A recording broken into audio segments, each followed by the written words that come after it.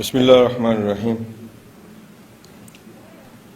جناب اسپیکر، آپ کا شکریہ۔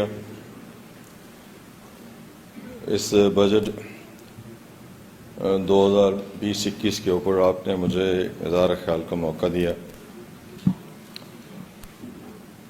پچھلی دفعہ جب بجٹ پیش ہوا تو باوجود میں بات نہیں کر پایا تھا۔ اب کی مرتبہ بھی بیماری ایسی تھی کہ شاید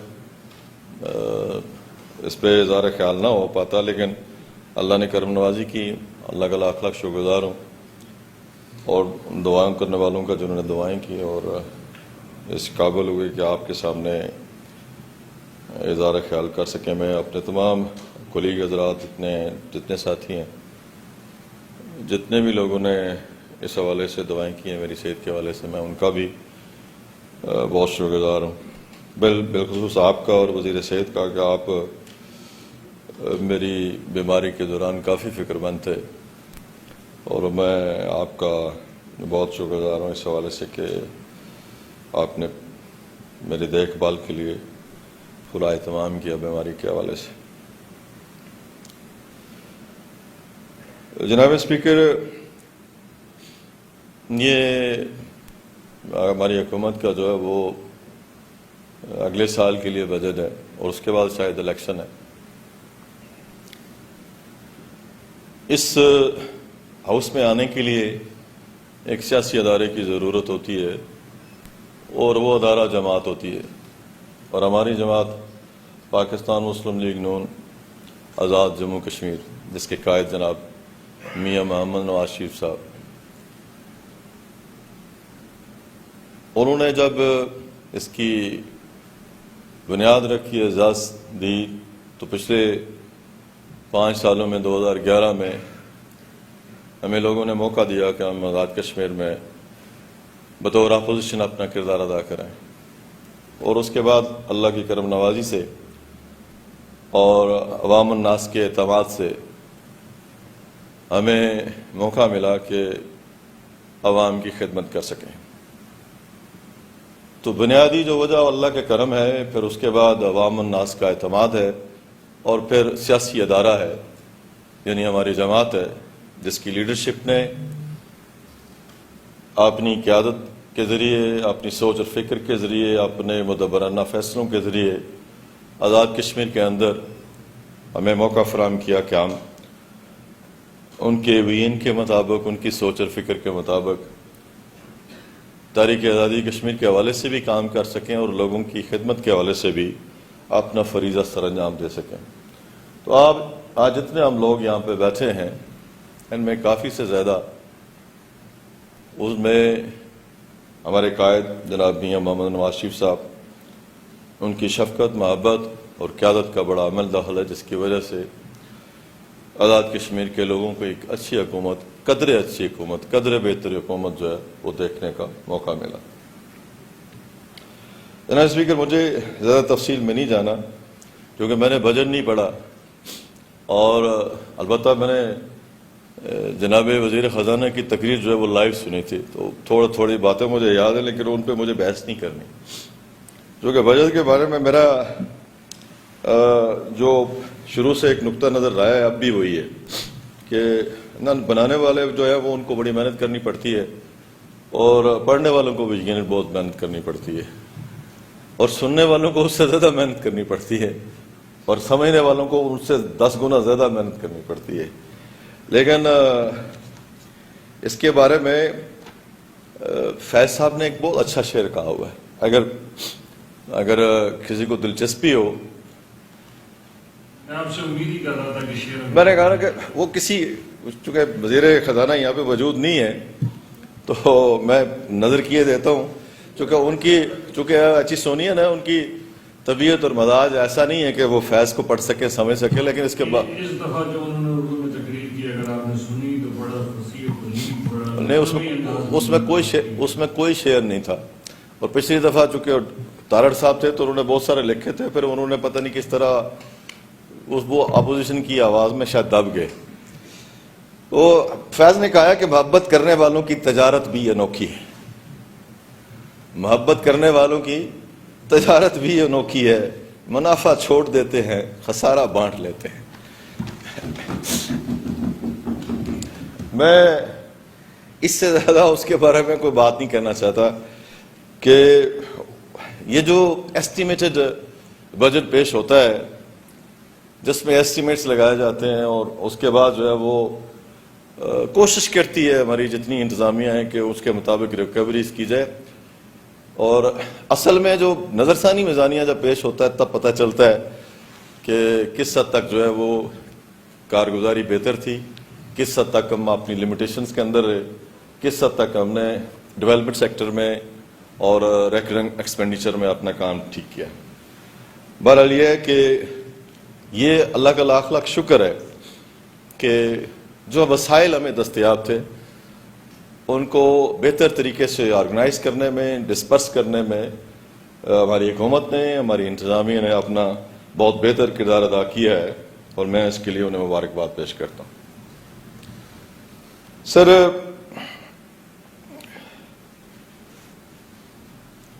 یہ ایوان جس کے بارے میں وزیر قانون بتا رہے تھے، تاریخ بتا رہے تھے، وزیر قانون بھی تاریخ کے طالب علم ہے اور قائد ایوان بھی تاریخ کے طالب علم ہے۔ ہم تو تاریخ سے سبق حاصل کرنے والوں سے میں کہ تاریخ ہمیں کیا سبق دے کے جا رہی ہے۔ جب قرارداد آزاد کشمیر پیش ہوئی تو اس کے بعد کیا آزاد کشمیر اسی قرارداد کے مطابق موجود رہا؟ سوال یہ نشان ہے۔ اس کے بعد جو وزارت امور کشمیر اپنا کردار ادا کرتی رہی اور جو حکومتیں یا پارٹیاں حکومتیں بناتی رہیں ان کا کردار مثالی رہا مشکل حالات کے اندر کہ نہیں رہا۔ 70 سے پہلے کا دور، 70 کے بعد کا دور، 1970 کے بعد کا دور، جو مشکلات آج ہم دیکھتے ہیں یہ مشکلات ہم سے پہلے جو اکابرین تھے شاید 10 گنا زیادہ تھی، اور اس دور کے اندر بنیادی جمہوریتیں ہوں یا اس کے بعد پھر صدارتی نظام ہو، پھر اس کے بعد پارلیمانی نظام ہو، اس کے لیے تمام سیاسی پارٹیوں نے اور بالخصوص مجاہد سردار محمد عبدالقیوم خان صاحب، جناب غازی ملت سردار ابراہیم خان صاحب، خورشید ملت جناب خورشید الحسن خورشید صاحب، سالار جمہوریت جناب سردار سکندر یاد خان صاحب، ان کا جو کردار رہا، جو انہوں نے کوشش کی یا کاوش کی اور لوگوں کو حق نمائندگی دینے کے لیے جو ان کا ایک حکومت پاکستان سے ساتھ تعلقات کر رہے، وہ تاریخ کا حصہ ہے۔ آج جب ہم یہاں پہ کھڑے ہو کے بات کرتے ہیں تو آج کے دور کی جو مشکلات ہیں وہ ہمیں نظر آتی ہیں۔ اس دور میں کیا مشکلات تھیں، کیا حالات تھے، وہ شاید تاریخ کا ابھی حصہ نہیں بن سکے، اس لیے کہ تاریخیں لکھوائی جاتی رہی ہیں، تاریخ لکھنے والا ابھی کوئی نہیں آیا۔ کوئی لکھے گا تو پھر پتہ چلے گا کہ کس حد تک کوئی بات جو ہے وہ درست تھی یا نہیں تھی۔ لیکن میں ان سارے جو ہمارے اکابرین تھے اور ان کے ساتھ اور جتنے ان کے ساتھی تھے، جو ان کے دست و بازو تھے، ان سب کو جو ہے وہ خراج عقیدت پیش کرتا ہوں اور خراج تحسین پیش کرتا ہوں کہ جو کچھ آج ہم دیکھتے ہیں وہ پتہ نہیں کیا کچھ دیکھتے تھے۔ آج تو بہت زیادہ ماحول جو ہے وہ اوپن ہے، لیکن ان حالات میں کام کرنا، محنت کرنا، کوشش کرنا، سیاسی ادارے یعنی جماعتوں کو آرگنائز کرنا بہت مشکل کام تھا۔ اب تو سیاسی ادارے، ان کا وجود جو ہے وہ آہستہ آہستہ مفقود ہوتا جا رہا ہے۔ اب شخصی ادارے ہیں، شخصی ادارے کتنا ڈیلیور کر سکتے ہیں، کتنا ڈیلیور نہیں کر سکتے، یہ آنے والے وقت میں پتہ چلے گا۔ لیکن بنیادی بات یہی ہے کہ وہ ہمارے جو بزرگ تھے، جو ہمارے قائد تھے، جو ہمارے رہنما تھے، جنہوں نے نظریہ دیا، فکر دی، سوچ دی، منزل کا تعین کیا، قرارداد علاقہ پاکستان کے حوالے سے اور پاکستان کے ساتھ اپنا رشتہ جوڑنے کے حوالے سے، وہ کل بھی سچے تھے، وہ آج بھی سچے ہیں۔ اور ہماری یہاں پہ موجودگی اس بات کی دلیل ہے کہ اس سچائی کے ساتھ، یعنی پاکستان کے ساتھ ہماری محبت جو ہے، ہمارا جو تعلق ہے، وہ اللہ کے فضل و کرم سے قائم و دائم ہے، اور اس میں کمی بیشی کسی سطح پہ نہیں ہو سکی۔ کسی کی کوتاہی ہے، کسی کی غلطی ہے، کسی کی کمزوری ہے، کسی کی بزدلی ہے، کسی کی نالائکی ہے، وہ ان کی اپنی سطح کی حد تک ہے، لیکن پاکستان کا قطعاً کسی لیول پہ کوئی قصور نہیں ہے، اور اللہ کے فضل و کرم سے ہمارے ایمان کا، سیاسی ایمان کا حصہ ہے پاکستان، اور اس کے اوپر آج بھی ہم اللہ کے فضل سے قائم و دائم ہیں۔ نہیں ہے، بعض لوگ ریگریٹس کا اظہار بھی کرتے ہیں، لیکن میرے جیسا جو سیاسی کارکن ہے، اس کے لیے جس کے آباء و اجداد نے، آپ جیسے سیاسی کارکن، باقی سیاسی کارکن، ہمارے تو کوئی والدین شاید اتنے بڑے سیاسی پس منظر کے مالک نہیں تھے۔ یہاں پہ اسمبلی میں قائد ایوان ہمیشہ ذکر کرتے ہیں کہ فلاں فلاں کا ہے، فلاں فلاں کا ہے، فلاں فلاں کا ہے، لیکن سبھی لوگ جو ہے وہ پاکستان کے ساتھ محبت کرنے والے ہیں، اور پاکستان کو اپنی منزل قرار دینے والے ہیں، اور پاکستان کے ساتھ اپنی نسبت رکھنے والے ہیں۔ اس کے لیے کسی سرٹیفکیٹ کی ضرورت نہیں ہے، اور سرٹیفکیٹ جو ہے وہ آزاد کشمیر کے عوام نے ان جماعتوں کو وقتاً فوقتاً کامیاب کر کے دیا ہے آزاد کشمیر کے اندر، تب یہ عوام کی حق نمائندگی جو ہے وہ ادا کر رہے ہیں، اور یہ اللہ کا بڑا کرم ہے۔ جناب والا،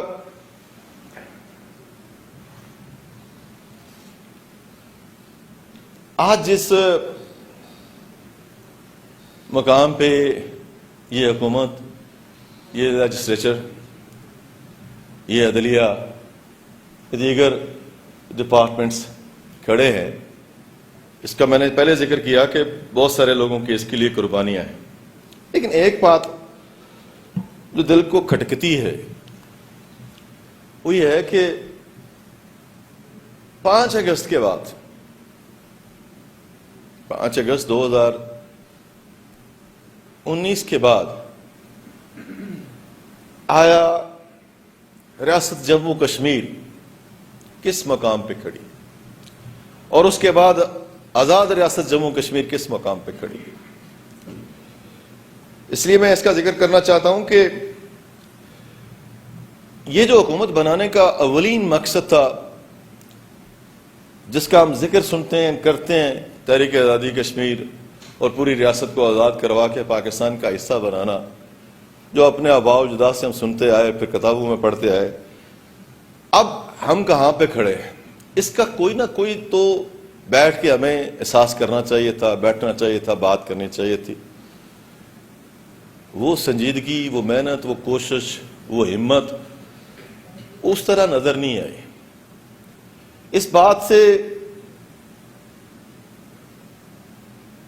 کوئی فرق نہیں پڑتا کہ قانون سازی ان ٹائم ہوئی یا نہیں ہوئی، اس بات سے کوئی فرق نہیں پڑتا ڈیولپمنٹ ان ٹائم ہو سکی یا نہیں ہو سکی، کوئی ادارے ان ٹائم بن سکے یا نہیں بن سکے، یا اس اسمبلی نے کون سی اچھی قرارداد پیش کی یا کون سی قرارداد ابھی تک پیش نہیں کر سکی۔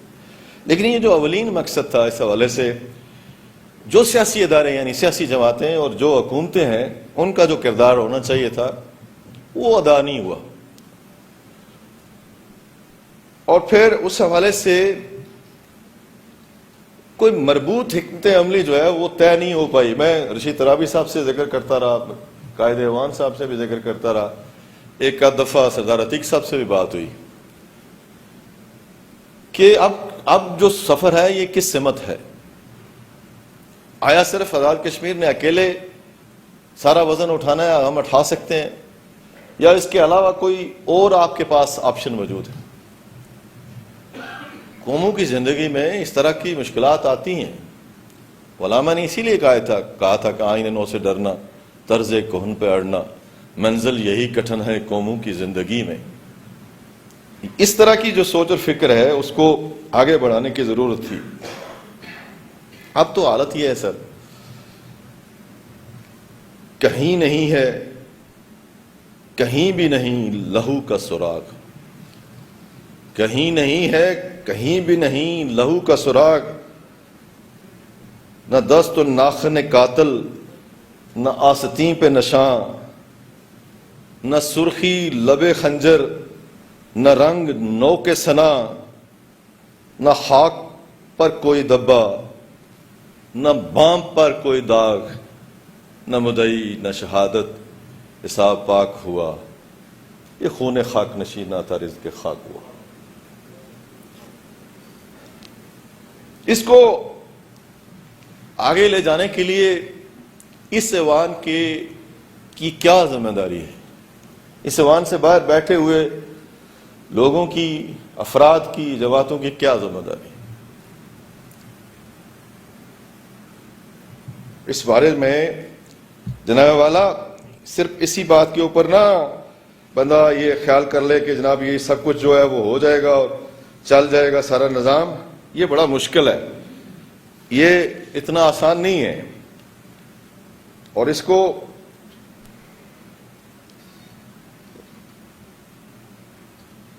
آپ پھر کہیں گے کہ پھر کوئی بات کہہ دیتا ہے، میں ڈرتا ہوں، آپ سے زیادہ آج کل ڈرتا ہوں، اتنا قائد ایوان سے نہیں ڈرتا اتنا آپ سے ڈرتا ہوں۔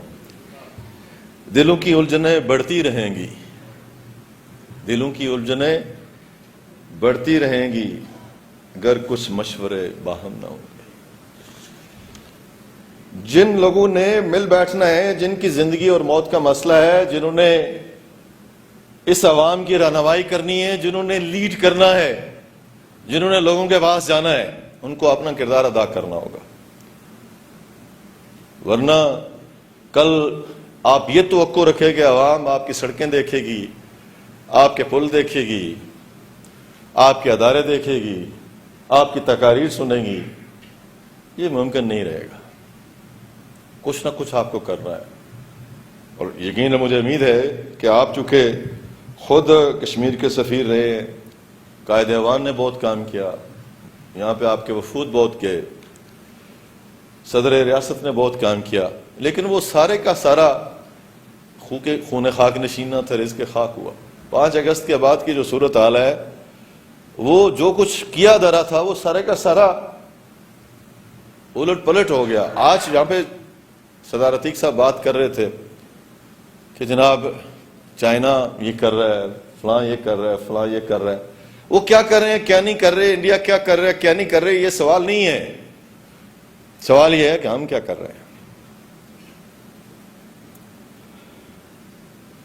اس کے لیے لیڈرشپ چاہیے جو بات کرے، اس کے لیے اتحاد چاہیے، یکجہتی چاہیے، اور یہ باقی نفع نقصان جو ہے اس کو چھوڑ کے آگے بڑھنے کی ضرورت ہے۔ سود و زیاں میں اگر پڑ گئے تو پھر آپ یہ کہیں کہ ہم حق کے نمائندگی ادا کر رہے ہیں، تو یہ بجا نہیں ہوگا، تاریخ آپ کو معاف نہیں کرے گی، کوئی لکھنے والا مورخ جو ہے وہ آپ کو معاف نہیں کرے گا۔ میں زیادہ وقت آپ کا سر نہیں لینا چاہتا، 1-2 ہی پوائنٹس ہیں میرے، لیکن میں صرف یہ گزارش کرنا چاہتا ہوں کہ پاکستان جن مشکلات کا شکار ہے، اندرونی طور پہ اور بیرونی طور پہ، کہتے ہیں جس ملک کی معیشت تباہ ہو جائے اس ملک کو کوئی سلامت نہیں رکھ سکتا، اور آپ نے دیکھا کہ رشیا کیسے جو ہے وہ بکھرا۔ سیاست اور معیشت کا بڑا گہرا تعلق ہے، اور جو لوگ یہ سمجھتے ہیں کہ معیشت کے بغیر سیاست ہو سکتی ہے، وہ شدید قسم کی غلط فہمی کا شکار۔ قوموں نے اپنے آپ کو گروی رکھا ہوا ہے۔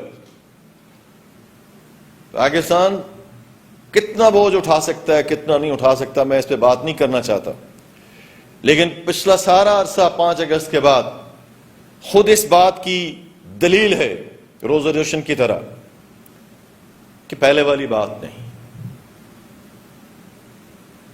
اب بہت سارے معاملات میں ہمیں دیکھ بھال کے قدم آگے بڑھانا ہے۔ اللہ کرے پاکستان سلامت رہے، پاکستان شاد رہے، آباد رہے، خوشحال رہے، لیکن پاکستان میں جو اناؤں کا ٹکراؤ ہے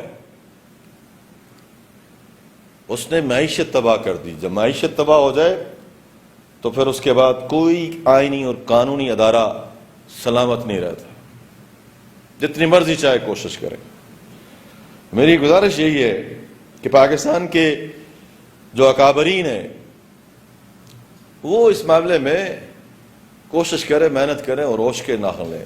جب ہم بات کرتے ہیں کہ جی مل بیٹھ کے کوشش کریں تو لوگ سمجھتے ہیں کہ شاید ہم کسی کے لیے کوئی نرمی چاہتے ہیں. کوئی نرمی نہیں چاہتے کسی قسم کی، لیکن پاکستان کے لیے نرمی چاہتے ہیں. ایک مضبوط اور مستحکم پاکستان، مجاہد اول فرماتے تھے کشمیریوں کی آزادی کا ضامن ہے.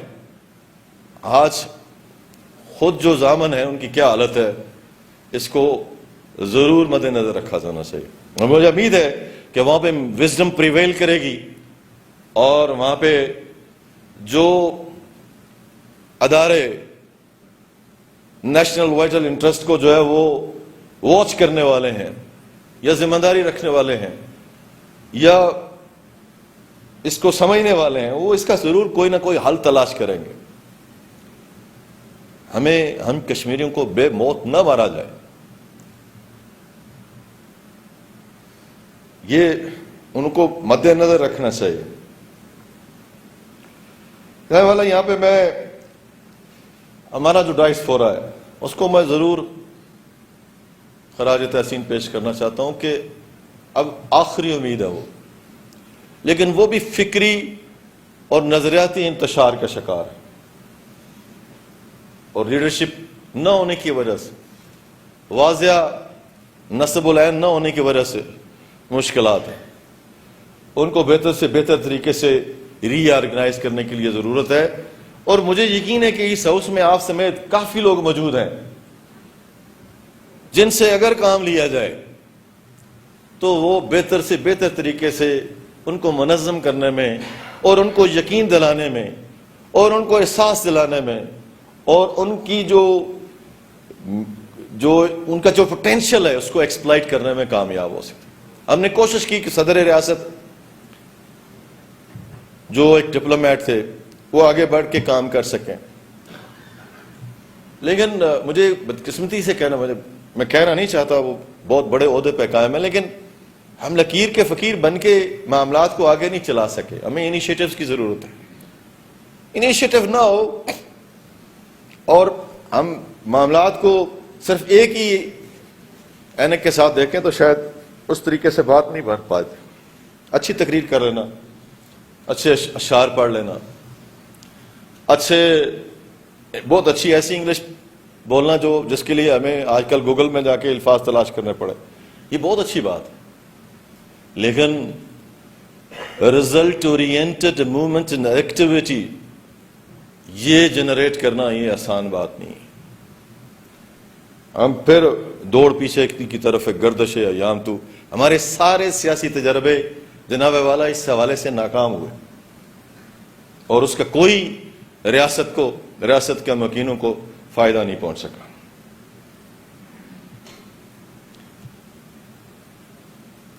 جناب والا ہماری حکومت نے، میں نے جیسے پہلے کہا کہ کوشش کی کہ جو پچھلی حکومتوں نے غلطیاں کی تھیں وہ نہ دہرائیں.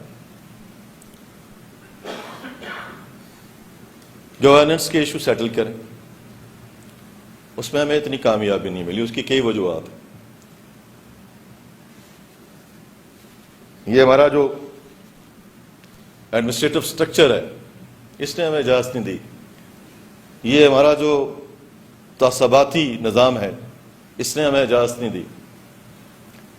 اور یہ ہمارے جو اپنی بات کو صرف میرٹ سمجھنے کی بات ہے اس کی وجہ سے جو اجازت نہیں مل سکی، وہ ہمیں ناکامی اپنی تسلیم کرنی چاہیے کہ گورننس کے ایشو کمپیریٹیولی ہم بہتر طریقے سے حل نہیں کر پائے. البتہ پبلک سبسکرپشن ٹھیک کرنا، NTS لے کے آنا، پبلک سبسکرپشن کو مسلسل کام کرنا چاہیے، اس پہ بھی نظر ہونی چاہیے لوگوں کی. صرف تعریف کرنا مقصد نہیں ہے کہ کیا کام ہوا. اس طرح NTS پہ بھی جب بیوروکریسی رکاوٹیں خود ڈالے گی آپ کیا تصور کر سکتے ہیں. جس ملک میں سیکرٹریز اپنی کرسی کے اوپر نہ بیٹھیں اور وہ تصور کریں کہ ہم ہر قسم کے قوانین سے بالا تر ہیں، تو پھر اس کے بعد آپ تصور کریں کہ نیچرل لیول پہ جو ہے وہ ڈیلیور ہو رہا ہوگا، یہ اچھی بات نہیں ہے. بہت سارے اچھے لوگ ہمارے پاس ہیں، ان کی بہت اچھی کاوشیں ہیں، بہت اچھی کوششیں، لیکن یہ جو گرہن لگتا ہے نا اچھے کاموں کے اوپر، سورج پہ لگ گیا، چاند پہ لگ گیا، اچھے کام پہ لگ گیا، یہ کریڈٹ جو لیتے ہیں آپ کہ جی پبلک سروس کمیشن اور این ٹی ایس، اس کو گرہن لگا، نہیں لگنا چاہیے تھا.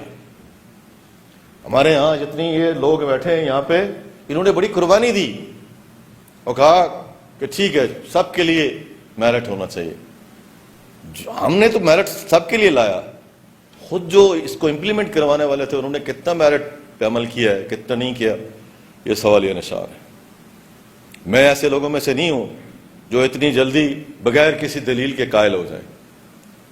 میری گزارش ہے کہ اس معاملے کو دیکھا جانا چاہیے اور اس کے اوپر عمل کیا جائے. اب بھی ہمارے پاس 1 سال کا وقت، مجھے بتایا جائے کہ تھانے ٹھیک چل رہے ہیں، محکمہ مال ٹھیک چل رہا ہے، محکمہ برقیات ٹھیک چل رہا ہے، محکمہ دیگر محکمے جتنے ہیں وہ ٹھیک چل رہے ہیں، میرا محکمہ ٹھیک چل رہا ہے، کوئی اور محکمہ ٹھیک چل رہا ہے. لوگ ڈے ٹو ڈے جن کے پاس جاتے ہیں وہاں پہ لوگوں کے مسائل حل ہو رہے ہیں یا نہیں ہو رہے بغیر کسی سفارش کے، اور اگر حل ہو رہے ہیں تو سارا کریڈٹ اس حکومت کو جاتا ہے، اور اگر نہیں ہو رہے تو سارا ڈسکریڈٹ ہمارے سمیت سب لوگوں کو جاتا ہے. کوئی مانے یا نہ مانے، کوئی تسلیم کرے یا نہ کرے، لیکن یہ وہ حقیقت ہے جس کو آپ کو سمجھنا بھی چاہیے اور اس کو ماننا بھی چاہیے، اور اس کو روکنے کے لیے اپنے ایمان کا آخری درجہ کم از کم ضرور استعمال کرنا چاہیے. یہ گزارش مجھے کرنی تھی. جناب والا، یہ جو سسٹینیبل ڈیولپمنٹ ہے اس کے لیے سب سے پہلے تو ہم شکر گزار ہیں نواز شریف صاحب کے کہ ہمارا بجٹ بہت بہتر ہوا، ہماری ٹیموں نے کام اچھا کیا، ہمارے جو فنڈز ہمیں اویلیبل ہوئے، ہم نے پلاننگ ٹھیک کی، ہم نے اپنی ترجیحات ٹھیک طے کی، اور اس میں کافی سے زیادہ ہمیں کامیابی حاصل ہوئی. اور اس کے لیے جتنے لوگوں نے کام کیا، جتنے ڈپارٹمنٹس نے کام کیا، وہ لائق تحسین ہے، اور یہ ہمارے کریڈٹ میں ایک بہت بڑی بات ہے. لیکن جناب والا ایک بات میں اگر آپ اجازت دیں تو کہہ دوں. ابھی لاء منسٹر کہہ رہے تھے احتساب کا نظام ہے، ہم نے احتساب کا نظام اپنے آپ سے شروع ہوتا ہے، دوسرے سے شروع نہیں ہوتا. اگر احتساب اپنے آپ سے شروع کرے تو اس کی کریڈیبلٹی ہے، اور اگر دوسرے سے شروع کریں تو اس کی کریڈیبلٹی کبھی بھی اسٹیبلش نہیں ہو سکتی. یہ احتساب کے قوانین کا ایک بڑا واضح جو ہے وہ مینیفیسٹو ہے. یہ جو احتساب ڈپارٹمنٹ کی میں بات نہیں کر رہا ہے، ایک خود احتسابی ہے. خود احتسابی کے عمل سے کون کون گزر رہا ہے، کون کون نہیں گزرا، اور کتنے کو چھوٹ مل گئی، کتنے کو چھوٹ نہیں ملی، یہ سوالیہ نشان ہے. میں اس ڈیولپمنٹ کے حوالے سے یہ کہنا چاہتا ہوں کہ یہ ہماری جو کوشش تھی، ہماری ٹیم کی جو کوشش تھی، اور بڑا کریڈٹ جاتا ہے چودھری عزیز صاحب کو، ان کی ٹیم کو، ہمارے جو سی ایس ڈیولپمنٹ ہے ان کو، ان کے جو سیکٹریز کے سب کو، ان کو، کہ انہوں نے آزاد کشمیر میں ایک بہتر انفراسٹرکچر جو ڈیولپمنٹ ہے اس کو، اور سسٹینیبل ڈیولپمنٹ جو ہے اس کو آگے بڑھایا. پھر رورل ڈیولپمنٹ کے حوالے سے لوکل گورنمنٹ نے شاندار جو ہے وہ رزلٹس حاصل کیے، شاندار رزلٹس حاصل کیا کیپیسٹی نہ ہونے کے باوجود. اور آج ہمیں چیلنج کرنا چاہیے کہ ہمارا ان معاملات میں کوئی کسی جگہ بھی احتساب کرنا چاہتا ہے تو کر لے، کسی جگہ بھی ہمیں لے کے جانا چاہتا ہے تو لے جائے، کیونکہ ہم نے لوگوں کے لیے، لوگوں کے فائدے کے لیے کام کیا، اور لوگ اس سے مستفید ہو رہے ہیں. اور آج ایک آدمی اگر افتخار آباد شمس سے شروع ہو اور سر تاؤ بٹ تک چلا جائے، اگر اس کو آزاد کشمیر کے جغرافیہ کا علم ہے. کل ایک اینکر مظفر آباد کو مظفر گڑھ کہہ رہی تھی، بڑی سینئر اینکر ہے ایک ٹی وی کی، ہارون رشید صاحب اس کے سامنے پیش ہوئے تو وہ بات کر رہے تھے تو مظفر آباد کو مظفر گڑھ. تو اگر کسی کو علم ہو کہ افتخار آباد شم کہاں پہ ہے اور تاؤ بٹ کہاں پہ ہے تو آپ دیکھیں گے کہ اس سارا یہ جو عمل ہے اگر کسی کو نظر نہ آئے تو الگ بات ہے، لیکن یہ کریڈٹ جن کو ملنا تھا مل گیا. اور مجھے امید ہے کہ آئندہ آنے والی حکومتیں اس تسلسل کو برقرار رکھیں گی. اور ایک بات ہمیں یہاں پہ تسلیم کرنی چاہیے کہ پاکستان کی موجودہ حکومت نے ہمارے ساتھ پہلے میاں صاحب نے مہربانی کی, جناب شاہد خاقان عباسی صاحب نے مہربانی کی, 13th امینڈمنٹ جو آئی, امینڈمنٹس کے حوالے سے میں الگ بات کروں گا. ہماری جو ریکوائرمنٹ تھی وہ کسی نہ کسی حد تک پوری ہوتی رہی, اور نتیجتاً یہ وہ واحد حکومت ہے جس نے اپنے شروع ہوئے کام جو ہے وہ مکمل کیے ہیں. یہ کسی اور حکومت کے کریڈٹ میں نہیں ہے, اور یہ وہ واحد حکومت ہے جس نے اپنے مخالفین کے بھی وہ کام جو حق پہ نہیں تھے, میرٹ پہ نہیں تھے, ان کو بھی مکمل کیا ہے. آج جب اپوزیشن اعتراض کرتی ہے تو بڑا دکھ ہوتا ہے کہ جائیں جا کے چڑوئی کا حلقہ نکال کے دیکھیں کتنی سڑکیں تھیں, جائیں چک سواری کا حلقہ نکال کے دیکھیں کتنی سڑکیں تھیں, جائیں یہ جو باغ کا حلقہ ہے اس کو اٹھا کے دیکھیں کتنی سڑکیں تھیں. لنک روڈز کے نام کے اوپر میجر روڈز کتنے تھے, اور جن کو اس حکومت نے مکمل کر کے دیا. کوئی ہم نے تخصیص نہیں برتی, اس لیے کہ وہاں پہ جو چلنے والا ہے وہ ساری پارٹیوں کا, اس کا سب کا حق ہے, حکومت پہ سب کا حق ہوتا ہے.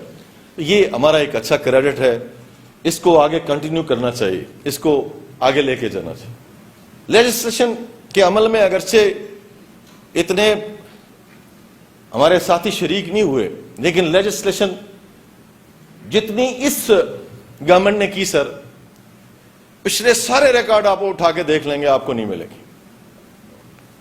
غلطیاں ہو سکتی ہیں, کوتاہیاں ہو سکتی ہیں, کوئی بیچ میں کمی پیشی ہو سکتی ہے. اور پھر ہمارے اپنے ممبران نے پرائیویٹ بل لا کے 60 دن, جناب یہ پتہ نہیں 90 دن جو ہے 60 دن آج کل اسمبلی کا اجلاس.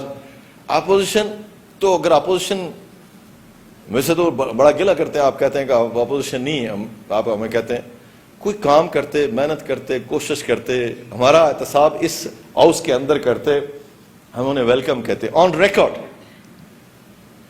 وہ بات ہی نہیں ہوئی.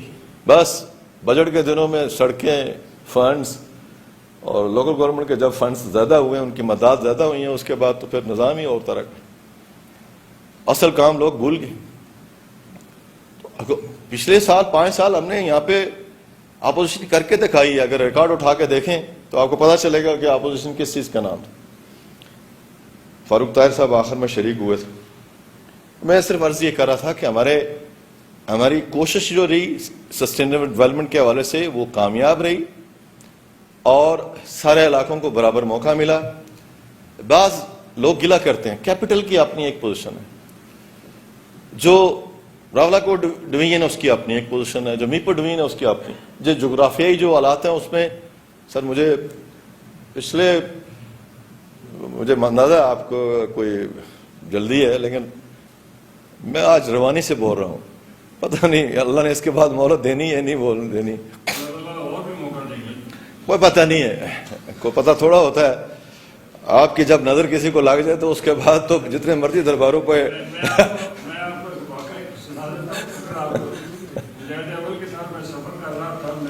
سنا دیتا ہوں. دشمنوں ہاتھ اٹھاؤ کہ میں جیوں برسوں, دشمنوں ہاتھ اٹھاؤ کہ میں جیوں برسوں, دوستوں نے میرے مرنے کی دعا مانگی ہے. بہرحال مجاہدہ والے تو بہت بڑے آدمی تھے نا. میں اگلے دن میں نے چغتائی لیبارٹری سے جب ٹیسٹ کروایا جناب والا, تو لائٹ اینڈ نوٹ, تو اس کے اوپر انہوں نے جب سینئر سٹیزن لکھا نا تو مجھے یقیناً بڑی خوشی ہوئی. آپ کو اندازہ ہے کہ مجھے خوشی کس بات کی ہوئی, لیکن بہت خوشی ہوئی کہ وہ 8,000 روپے لیتے ہیں اور انہوں نے مجھ سے 3,500 روپے لیے. تو اس کیٹیگری میں جب میں شامل ہو گیا تو آپ کچھ تو مارجن دیں, مہربانی ہوگی آپ کی. ویسے میں نے شعر ایسے پڑھ دیا, آپ دل پہ نہ لیں. اچھا, آپ ان لوگوں میں سے نہیں ہیں دیں جو ہے, ان کا آپ کو بھی علم ہے. جناب والا میں ذکر کر رہا تھا اس حکومت کی جو سسٹینیبل ڈیولپمنٹ ہے اس حوالے سے, کہ اس میں ہمیں کامیابیاں ملی اور بہتر طریقے سے ہم نے کوشش کی, اور برقیات کے ڈپارٹمنٹ کا کام اچھا ہوا. ہم نے واٹر سپلائز کے لیے سارے علاقوں میں اسکیمیں شروع کر دیں, لوگوں کو فیسیلیٹیٹ کرنے کے لیے.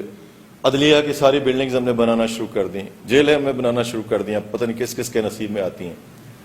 لیکن اس کے علاوہ یہ ہے کہ جو بھی ہمارے پاس وسائل تھے, یعنی چوہدری صاحب کا جو ڈپارٹمنٹ ہے ہائی ویز والا, اس کا کوئی 11 ارب 12 ارب روپے بجٹ ہے. اور جو میرا ڈپارٹمنٹ ہے سر اگر ڈپارٹمنٹ کی آج تک دیکھیں تو 2.5 تقریباً ارب روپے کا ہے, لیکن اگر آپ سارے ڈپارٹمنٹس کو شامل کریں تو 11-12 ارب روپے کا بنتا ہے. پھر ہمارا سسٹم ایسا ہوا, پیپر رولز نافذ ہوئے, ہم نے ایک اچھا سسٹم لایا. پچھلی حکومتوں کی طرح ہم نے کوئی مداخلت نہیں کی, کسی کے اختیارات جو ہے وہ کم نہیں کیے, اور نتیجہ تو نہیں ہے کہ آج کمپیریٹیولی آپ کسی بھی صوبے کے ساتھ اس ہماری جو ڈیولپمنٹ ہے سیکٹر ہے اس کو آپ کمپیئر کر سکتے ہیں اس کے ساتھ.